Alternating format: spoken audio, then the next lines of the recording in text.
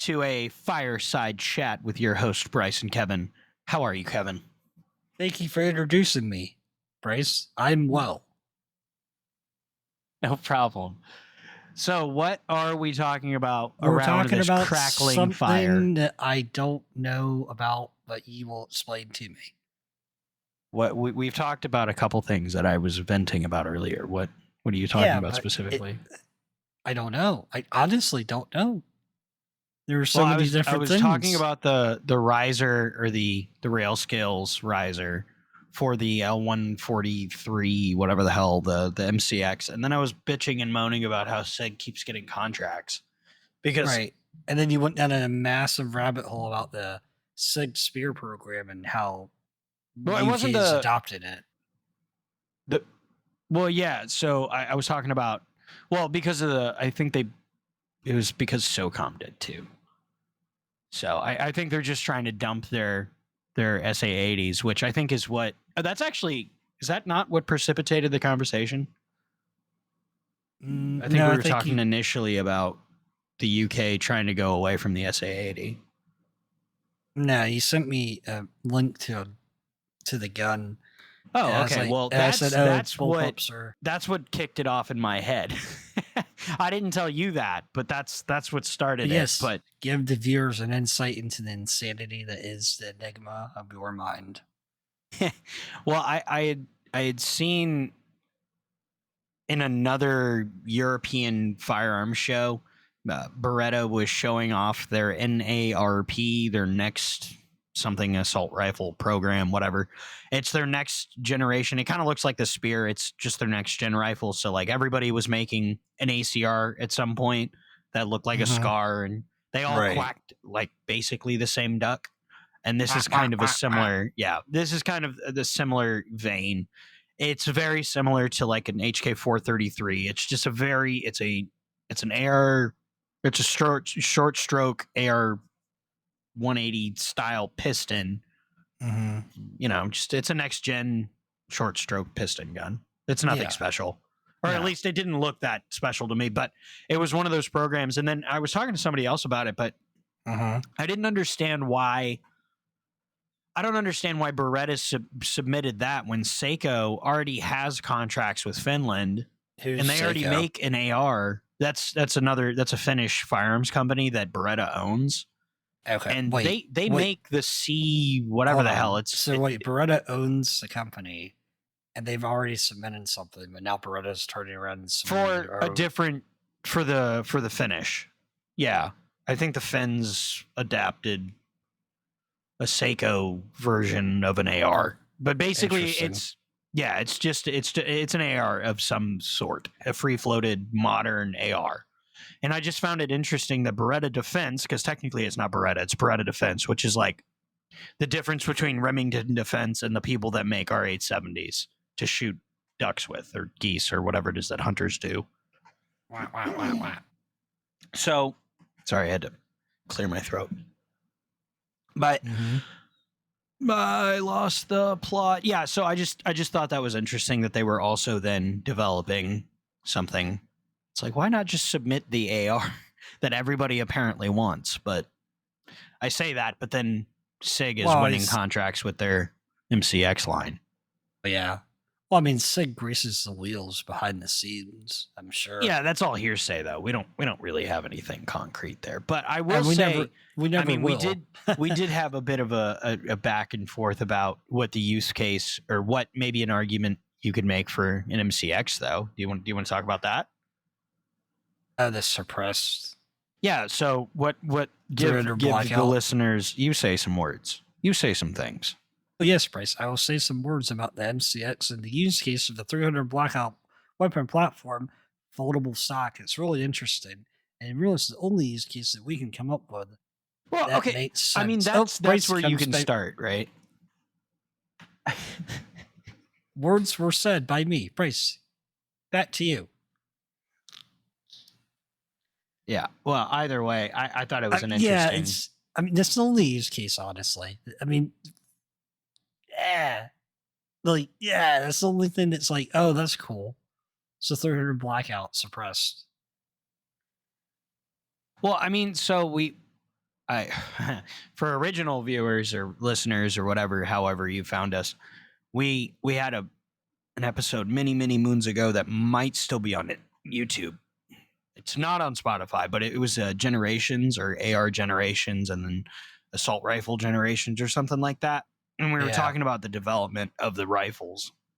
And what was I talking about? But we were talking about like 5.56 guns and what the compelling argument was, because we were also talking about modern ARs and what they look like. Yeah. And what compelled me to buy an AR over a next generation assault rifle, which is to say like the Bren 2s, and if we could buy them here, the HK-33s, the Spears, I guess Scar. I think those are, ironically, I think we're to a point now where the Scar's old. It's antiquated. It's like, why would you buy that? Unfortunately, over like, I mean, even like the BNT APC 5.56s or 223s for the civilian. I mean, we're old, man. I mean, just to do a little side road and then come back to the main point here. Like, Scars were the bee's knees back in the day. We're like, whoa. That and ACRs. That ACRs, Scars, all these like, what was it, high speed, low drag ideas. Right, whoa. I'm having a hard time. I was gonna start rattling off foldable next gen rifles. You have the XCR, the Bren. I'm trying to think of like good guns that are worth buying that are not ARs, and I mean, there's an MC. So we were talking about like what the point of an MCX is, and I guess to get back to that point, what is the point?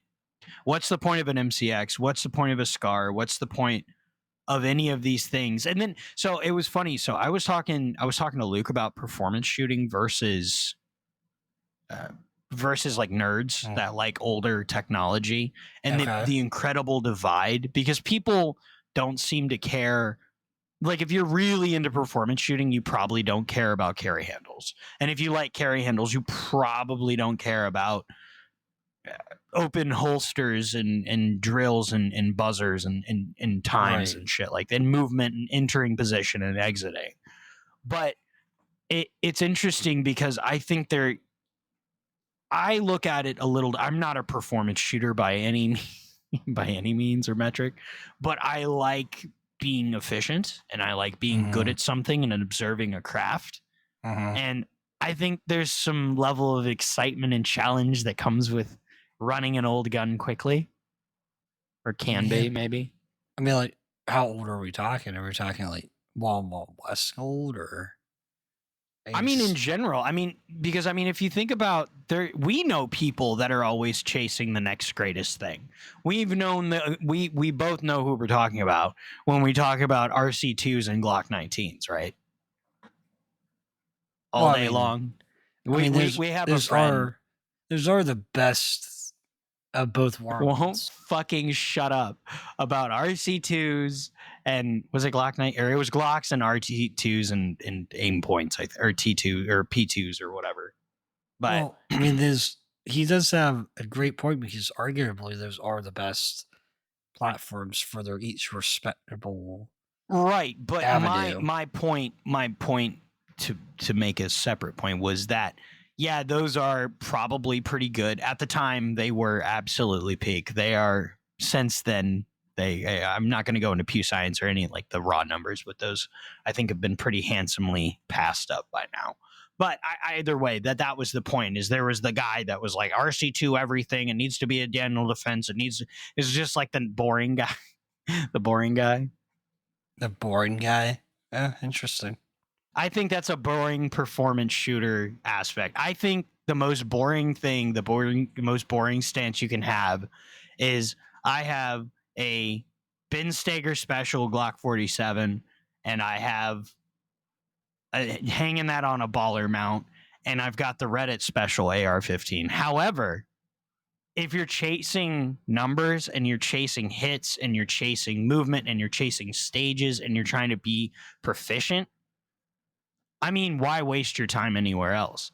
If you want to make it a hobby and you want to make it fun, you can do that with old stuff, and that's really cool.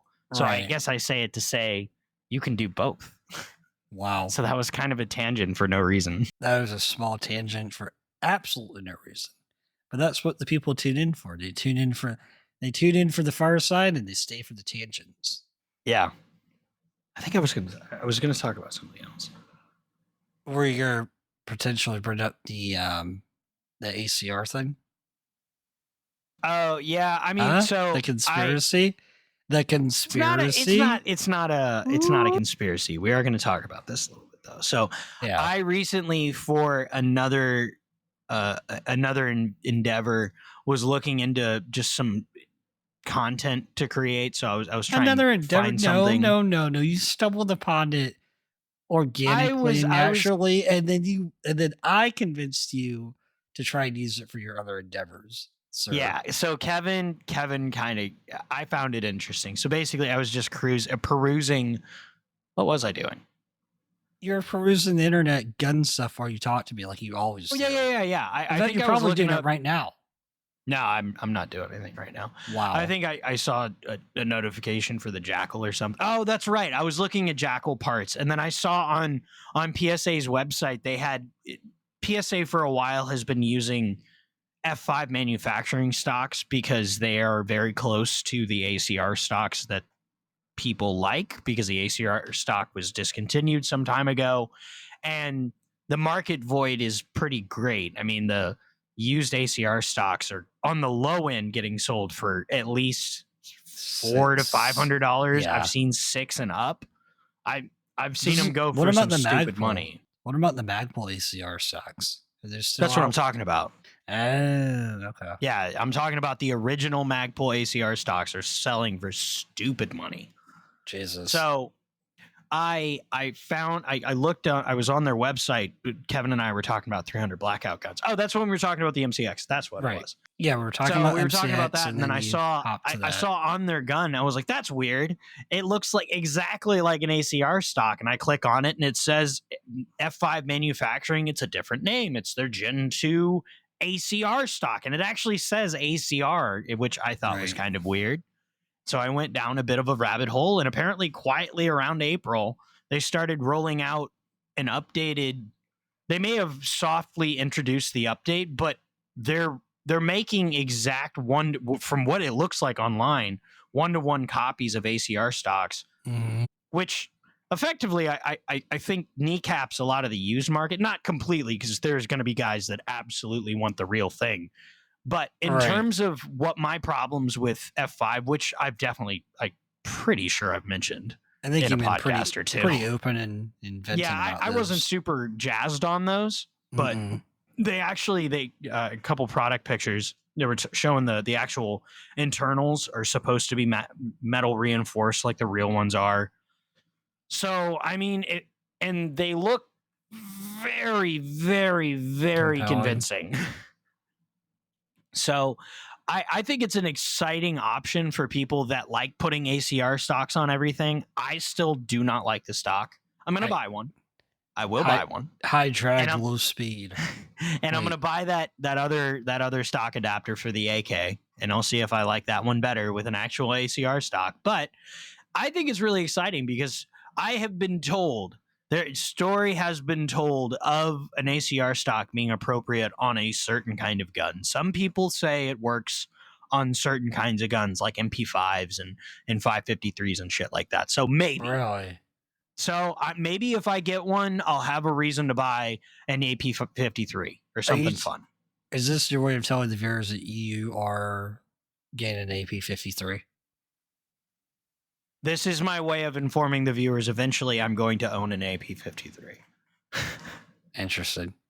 All right. Well, I think it's an exciting, because we've talked about a lot of things here, and I think roller delayed guns is not something we've talked a lot about.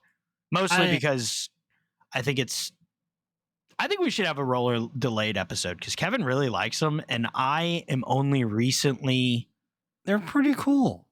They're pretty cool. Because we used to be of the two households of G3 and FAL, and now I'm a lot more lenient. You come around to the right way of thinking. The G3 is better. I didn't say that. Yeah, but you were thinking it slightly, so it counts.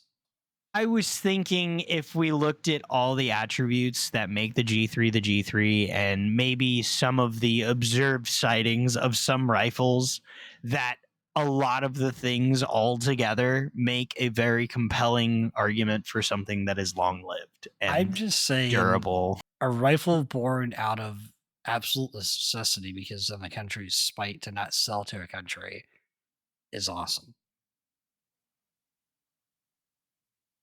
Wait, so, but that means you like FALs instead? That's not how the G3 was born. Yeah, What? it was. No, it wasn't. Explain what. Whoa, hold on. Explain yourself, sir. Okay, I said it was a spike gun built by a country because another country did it once. Yeah, because they couldn't buy Right, FALs. exactly. Yeah, okay. Yes. Well, but I mean, okay, but they just took the set me. They were just like, okay, some Germans over there, some Mauser guys are making something over there. I'll buy that. Oh wait, no, we just want to make it ourselves. Which is weird because didn't they the G2 or the G1? It didn't FALs get formally adopted? I thought a small amount actually was adopted, or am I maybe I'm misremembering that? Hold on, this is a Fireside. I don't have to edit this shit. Oh yeah, he's gonna hit the Google right now. Hit it with the Google, baby. Here comes the Google hour. German adopt. Oh yeah, I got a new keyboard, so I'm like super happy about it. Yeah, the G1. I was right. Yes. I remembered a thing. Okay, so if I remember, well, you correctly, do remember. Was it? Maybe it wasn't their army. Maybe it was like their like border patrol. It was like a small order they were fine buying, but like to arm the military, they're like, oh no. Which well, I mean, to be fair, I thought Belgium was like, we're not selling these at all. I know there are German FALs, like formally adopted German FALs. So if they never formally, I don't know, I don't profess to know this. So here, I'm also, well, I don't know. All right, to steer the truck back onto, now that we were firmly in the dirt path, away from the primary road. So roller delayed guns are pretty cool. G3s are pretty cool. Yeah. G3s are neat. You know what's not They're cool? They're readily accessible. No. And I think as a civilian, owning a G3 is probably less of a pain in the ass than owning an FAL. You don't have to worry about different pattern of magazines. And oh, by the way, magazines that are impossible to find. Well, not impossible, but very difficult to find. Yeah, I don't think anybody's really owning these guns to like as a serious use case. I could be wrong, and if you are one of the people that for a G3 and you say I have this as a use case, good on you. I think there's more G3s in like serious use case than there are FALs in America. Yeah, I mean magazines and guns are way easier to come by than FALs are. G3s, that is, over FAL. Let me add that stipulation. I mean, they are, but I don't see anyone like seriously owning a G3 for any practical. I mean, why not just have an AR-10? Well, so the biggest argument that I've heard for people that buy G3s is that they just want to throw 308. They like the idea of a battle rifle, but they don't want to have to navigate the field of the LR308, AR-10, AR-10A, B, SR25, stoner cut nonsense that happens to populate and infect the world of the AR-10, SR25 pattern rifles. I see. So because Kevin will appreciate this. Imagine the 2011 magazine market. Mm-hmm. AR-10s. I see. Like now. your irritation with that is very similar. Yeah.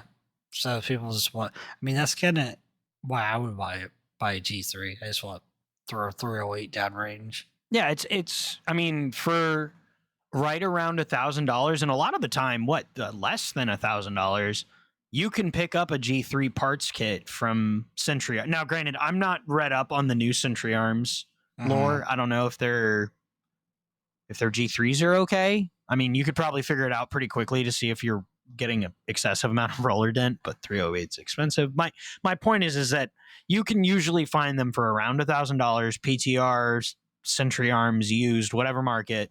And the magazines are ever plentiful, and oh fuck, are they cheap. So Yeah. I mean,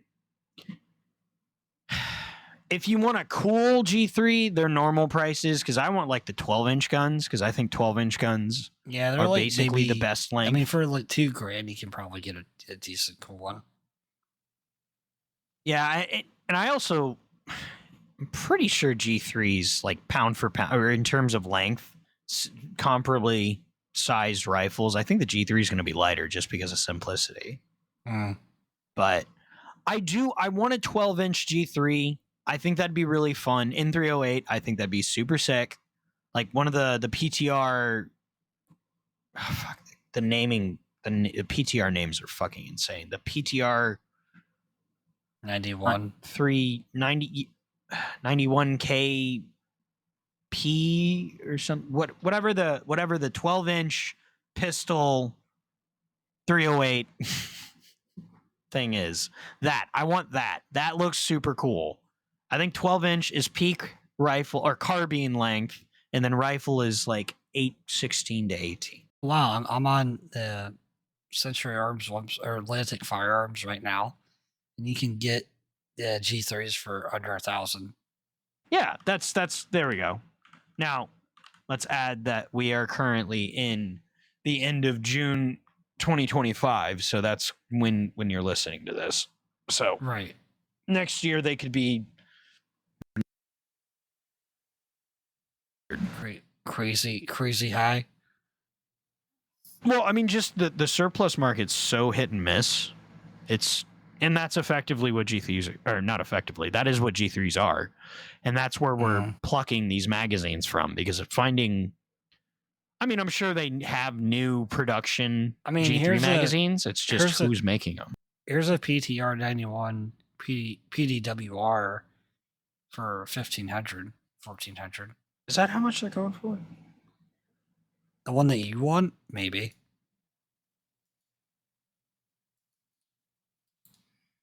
.308, 12-inch, 308. Let's look. Oh, it's the K3P. I was never going to remember that. Yeah, it's kind of cute. It just looks like a little, like, just a very convenient G3, because it has the same length cocking tube, but it has a 12.5-inch barrel, so it's super cute. Although I don't know, ballistically, I imagine, I mean, it's doing more than 300 Blackout is, because I know we were talking about, I think did I send you the picture of the integrally suppressed G3? I don't think so. Yeah. So there was a company along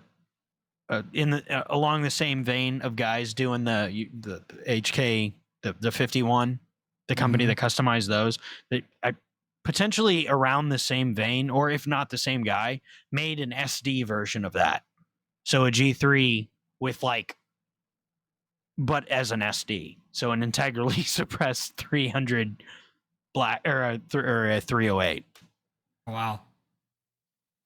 Which I think would be hilarious.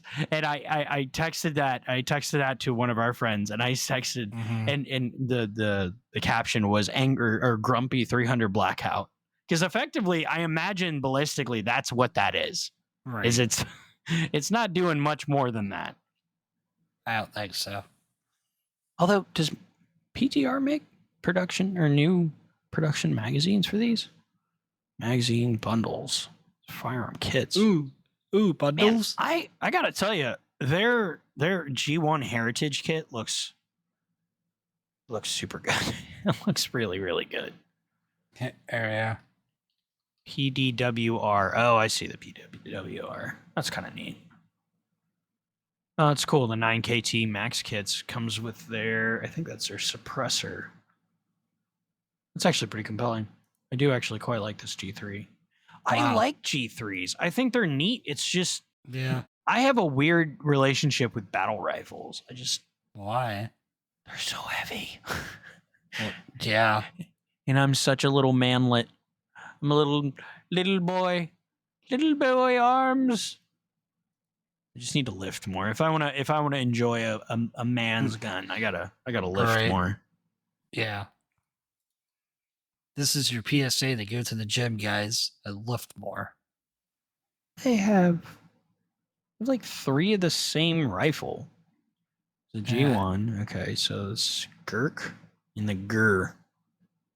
Oh, one's a slightly shorter barrel. That's so silly. And then their 5.56 thing. I wish they would just make the like a 53. They have a 5.56 roller delayed gun, and it takes their Stanag mags, which is super cool. Don't get me wrong. The PTR 63. Yeah, I think that's neat because it reminds me of like the Stoner 63. I appreciate that. That's fun. But you know, we kind of don't. We kind of want the we want the AP 50, or we want the HK 53. I mean, this is pretty cool. I mean, Yeah, for the cool. price that they're asking, it's a little. So the one thing I didn't really ever understand the 7.62x39 roller delayed guns. No. They take AK mags, so I mean that's kind of cool. Right. But I don't know. I mean, on paper, I guess there's no gas port. There's nothing to erode. I mean, other than the locking piece. Right. Theoretically, I guess it would last longer than an AK, maybe. Look at their 12 gauge option. The jack. 12 gauge option. What the hell is that? It's just a Serbu. It's just a like super shorty. All right. That's so funny. Can you imagine packing that underneath your coat? I didn't even know they made that. That's actually kind of cool. All right, that's all the gas I got.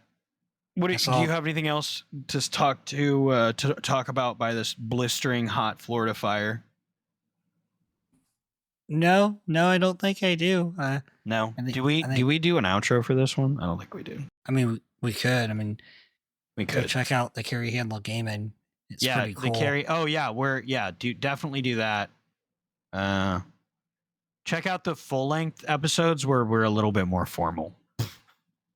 Yeah, and maybe some cool stuff will drop eventually. Yeah, absolutely. And then check us out on RSS, Discord. Pretend like we're good influencers and we know how to push our own shit. Push our own shit. Adios.